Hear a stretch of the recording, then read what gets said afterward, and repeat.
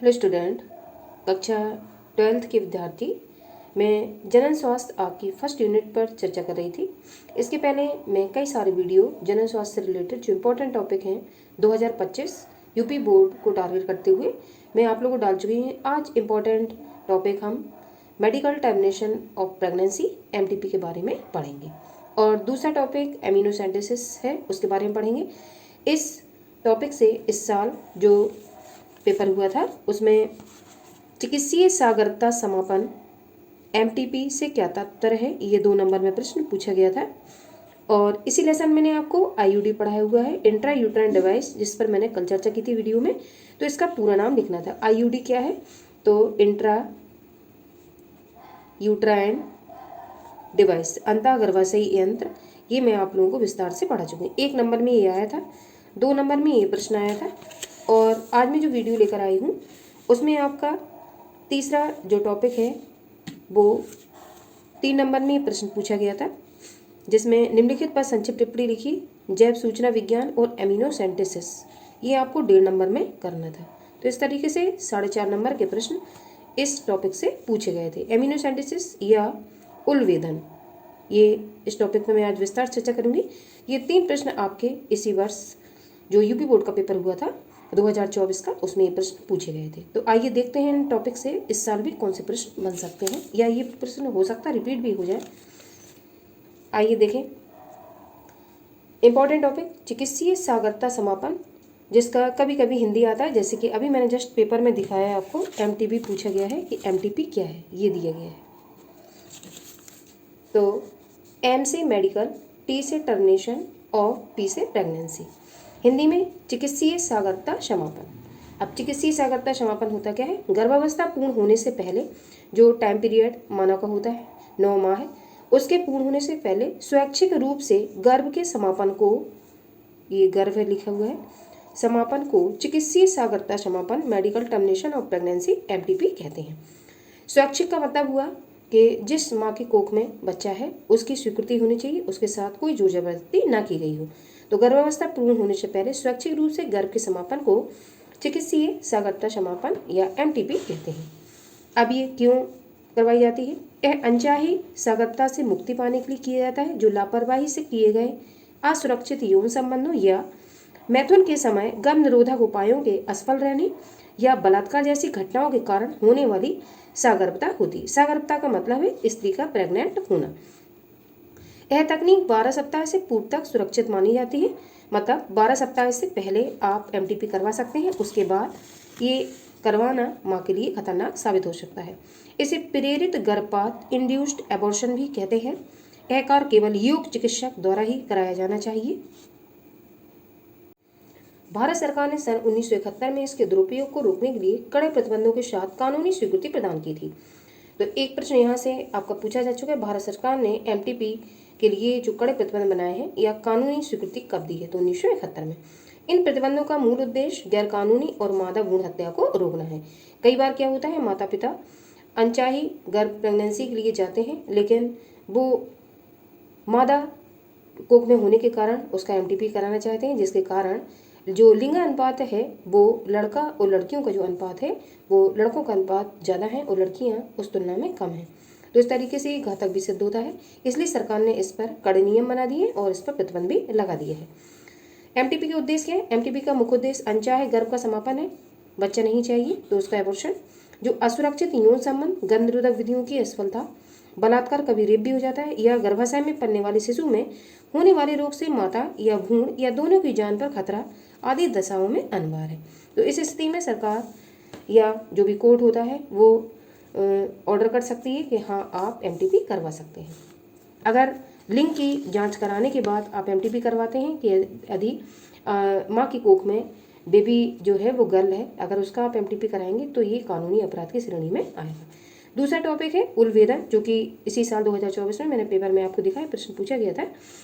English में इसको एमिनोसेंटेसिस कहते हैं और ये प्रश्न इस तरीके से पूछा गया था बोर्ड में। उलवेदन नहीं आया था, उलवेदन हिंदी है और इंग्लिश में इस तरीके से लिखा हुआ आया था। आगे, गर्भ में भ्रूण एमिनोटिक तरल में तैरता रहता है। इंजेक्शन की सहायता से माता के गर्भाशय में से इस तरल का एक सैंपल ले लिया जाता है। कभी कभी जो बेबी होता है तो उसमें गर्भ में जो भ्रूण होता है उसमें कभी कभी आनुवंशिक रोग भी होते हैं, जिसके कारण उसका चेकअप करवाना जरूरी होता है। और उस चेकअप के दौरान यदि डॉक्टर को लगता है कि इसमें कोई आनुवंशिक रोग है तो भी एमटीपी की जो गारंटी होती है वो डॉक्टर देता है कि हाँ आप एमटीपी करवा सकते हैं। गर्भ में भ्रूण एम्नियोटिक जो तरल होता है उसमें तैरता रहता है, जो लिक्विड भरा हुआ रहता है उसमें बेबी रहता है। इंजेक्शन की सहायता से माता के गर्भाशय में से इस तरल का एक सैंपल ले लिया जाता है। तो एक इंजेक्शन या सिरिंज के माध्यम से उस लिक्विड का थोड़ा सा सैंपल ले लिया जाता है। ये चित्र आप लोगों को विजुअल हो रहा होगा। ये उलभूतन प्रक्रिया है जिसको एमिनोसेंटेसिस भी कहते हैं।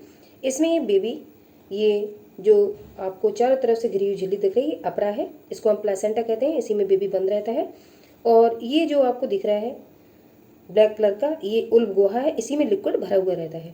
तो इंजेक्शन की सहायता से जो बेबी ये है अंदर और ये डूबा हुआ है लिक्विड में, इस इंजेक्शन की मदद से इस लिक्विड को थोड़ा सा सैंपल के रूप में ले लिया जाता है और प्रयोगशाला में इसका चेकअप किया जाता है कि इस बेबी में कोई आनुवंशिक रोग तो नहीं है।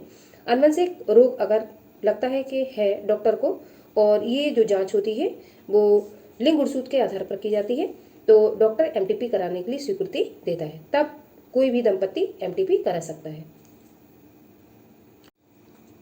तरल में स्थित कोशिकाओं के गुणसूत्रों का निरीक्षण करके किसी आनुवंशिक विकार की जानकारी की जा सकती है। ठीक है, इस एमिनोसेंटेसिस विधि से अगर भ्रूण में कोई आनुवंशिक विकार है तो उसकी जानकारी प्राप्त होती है। किसके आधार पर? कोशिकाओं के गुणसूत्रों का निरीक्षण के आधार पर। साथ ही भ्रूण के लिंग का पता भी लगाया जा सकता है। अनेक बार यह देखा गया है कि जब यह पता चलता है कि भ्रूण मादा है तो MTP, medical termination of pregnancy, इसका फुल फॉर्म है चिकित्सीय सागरता समापन, ये हिंदी में कहते हैं इसको। कोई एक आप तैयार रखिए, या तो इंग्लिश या हिंदी, द्वारा भ्रूण को गिरा दिया जाता है। आगे इससे समाज में पुरुष और स्त्रियों का अनुपात बिगड़ा है। बढ़ती कन्या भ्रूण हत्याओं को देखते हुए प्रतिबंध आवश्यक है। हमारा संविधान व्यक्तियों में लिंग के आधार पर भेद करने की आज्ञा नहीं देता है, अतः इस पर रोक उचित है, इसलिए सरकार ने इस पर रोक लगा दी है। आगे सहेली नामक गोली का निर्माण कहाँ हुआ? इस टॉपिक पर मैंने कल आपसे चर्चा की थी। तो सहेली नामक जो गोली है जो सप्ताह में एक बार खाई जाती है, ये लखनऊ उत्तर प्रदेश में इसका जो रिसर्च है वो कंप्लीट हुई थी। विगत परीक्षाओं में पूछे गए महत्वपूर्ण प्रश्न टॉपिक एमिनोसेंटेसिस, एमटीपी आज मैंने पढ़ाया है, उससे अभी तक कितने प्रश्न बोर्ड में आ चुके हैं उन पर मैं चर्चा करूंगी। पहला, एमटीपी का पूरा नाम क्या है? तो medical termination of pregnancy, multi trade practice, multi temporary frequency, उपरोक्त में से कोई नहीं। तो मैंने अभी जस्ट आपसे चर्चा की है मेडिकल टर्मिनेशन ऑफ प्रेगनेंसी, इसका फुल फॉर्म होता है, तो ये सही आंसर है पहला वाला। आगे एमिनोटिक द्रव की कोशिकाओं में इनमें से किसकी उपस्थिति द्वारा भ्रूणीय शिशु का लिंग निर्धारण होता है? यूपी बोर्ड 15 में प्रश्न पूछा गया था। बारपिंड, लिंग गुणसूत्र, काइजमेटा, प्रतिजन। तो जो एमिनोटिक द्रव होता है जिसमें कोशिकाएं उपस्थित होती हैं और भ्रूणीय शिशु लिंग का निर्धारण होता है, तो वो लिंग गुणसूत्रों के आधार पर होते हैं, सेक्स क्रोमोसोम के आधार पर, जैसे कि अभी हमने चर्चा की है। सेक्स क्रोमोसोम के आधार पर ही पता चल जाता है कि जो गर्भ में बेबी है या भ्रूण है वो मादा है या नर है। तो लिंग गुणसूत्र के आधार पर इसका पता चल जाता है। बारपिंड क्या होते हैं? तो क्रोमोसोम, जो फीमेल में जो क्रोमोसोम होते हैं लिंग गुणसूत्र, वो एक्स क्रोमोसोम होते हैं। इनमें से जब एक एक्स क्रोमोसोम निष्क्रिय अवस्था में होता है तो उसको हम बारपिंड के नाम से जानते हैं। काइजमेटा गुणसूत्रों के जुड़ने का स्थान होता है, तो काइजमेटा कहते हैं। प्रतिजन जो होते हैं जो बाहरी तत्व बॉडी पर अटैक करते हैं, और हमारी बॉडी में प्रतिजन और एंटीबॉडी, एंटीजन और प्रतिजन दो वर्क करती हैं। ठीक है, तो ये बाहरी जो अटैक करती हैं वो प्रतिजन होती है, और जो हमें सुरक्षा देती है वो एंटीबॉडी होती है, जो हमारे शरीर में हमें बचाने का कार्य करती है वो एंटीबॉडी होती है। आगे अति लघु प्रश्न नंबर ए, भारत में चिकित्सीय सागरता समापन कानून कब लागू हुआ था? तो सन 1971 में ही लागू हुआ था। अति लघु प्रश्न, शुक्रवाहिनी उच्छेदन तथा डिम्बवाहिनी उच्छेदन को चित्र द्वारा प्रदर्शित कीजिए, वर्णन की आवश्यकता नहीं है। शुक्रवाहिनी उच्छेदन मतलब जो वाशेक्टोमी ऑपरेशन है, और डिम्बवाहिनी उच्छेदन जो ट्यूबेक्टोमी ऑपरेशन है, उसको चित्र के माध्यम से आपको दर्शाना है, लेकिन वर्णन नहीं करना है। तो मैं चित्र के माध्यम से आपको दिखाने का प्रयास करती हूँ किस तरीके का चित्र इसमें बनाया जाएगा। ये चित्र ट्यूबेक्टोमी का है, जिसमें अंडवाहिनी काटी गई दिखाई गई है या बांधी हुई। अंडवाहिनी को यहाँ से डॉक्टर क्रॉस लगा के या तो काट देता है या काट देता है फिर उसको बांध देता है। ये भी देखो एक जोड़ी अंडवाहिनियाँ होती हैं, इनको काट के बांध दिया है। तो इस ऑपरेशन को हम वैज्ञानिक विधि के द्वारा भी समझते हैं, या वैज्ञानिक विधियाँ और स्थायी विधियाँ दो नाम से जानते हैं। तो अंडवाहिनी या इसी को अभी हम कहेंगे डिम्बवाहिनी उच्छेदन, जो प्रश्न आपका आया हुआ है, तो ये चित्र आपको दर्शाना होगा। और शुक्रवाहिनी उच्छेदन या काटी गई शुक्रवाहिनी, तो इस तरीके से डॉक्टर द्वारा वैज्ञानिक विधि के माध्यम से इसको शुक्रवाहिनी, ये भी एक जोड़ी होती है, इनको काट के बांध दिया जाता है और इस ऑपरेशन को हम वासेक्टोमी के नाम से जानते हैं। तो ये दोनों चित्र आपको ओनली बनाने हैं, इसमें वर्णन की आवश्यकता नहीं है। अगला, गर्भाशय में जीव किस द्रव में डूबा रहता है? तो अभी मैंने चर्चा की आपके साथ, उल्ब द्रव में जो जीव होता है वो डूबा रहता है। किसमें? उल्ब द्रव में। ठीक है, उल्भेदन पर टिप्पणी लिखिए, या एमिनोसेंटेसिस कहते हैं इसी को इंग्लिश में। तो अभी मैंने चित्र के साथ आपसे विस्तार चर्चा की, तो उल्भेदन पर आपको टिप्पणी लिखनी, और ये 2024 में अभी प्रश्न पूछा भी गया था। चिकित्सीय सागरता समापन पर टिप्पणी कीजिए। तो चिकित्सीय सागरता समापन या इसी को हम एमटीपी कहेंगे, तो इसके बारे में भी हम चर्चा कर चुके हैं आपके साथ। अगला, चिकित्सीय सागरता समापन क्या है? ये फिर से वही क्वेश्चन रिपीट है। इसकी आवश्यकता एवं दुरुपयोग को विस्तारपूर्वक समझाइए। तो दुरुपयोग मैंने बताया है आपको, लिंग परीक्षण किया जाता है जिससे मादा और जो नर का लिंगानुपात है वो मादाओं का घटता जा रहा है, ये सबसे बड़ा दुरुपयोग है इसका, इसीलिए सरकार ने इस पर रोक लगा दी है। इसके बाद मैं अगला टॉपिक आपको अगले वीडियो में, यौन संचारित रोग क्या है या रजित रोग किसे कहते हैं, वेंडर डिसीज क्या है, इस पर मैं अगले वीडियो में चर्चा करूंगी। 2 टॉपिक आपके इस लेसन में और रह गए हैं, ये लेसन खत्म होने वाला है, और मैंने इसी के साथ आपका जो विगत परीक्षा में प्रश्न पूछे गए थे उस पर भी चर्चा की है।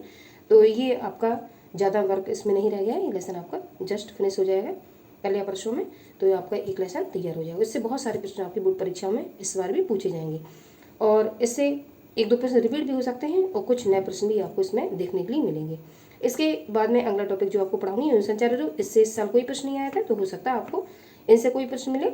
और जनन स्वास्थ्य की जो आगे चर्चा मैं करूंगी आपको इसी लेसन में, तो उस पर भी कई सारे प्रश्न आपको आ सकते हैं।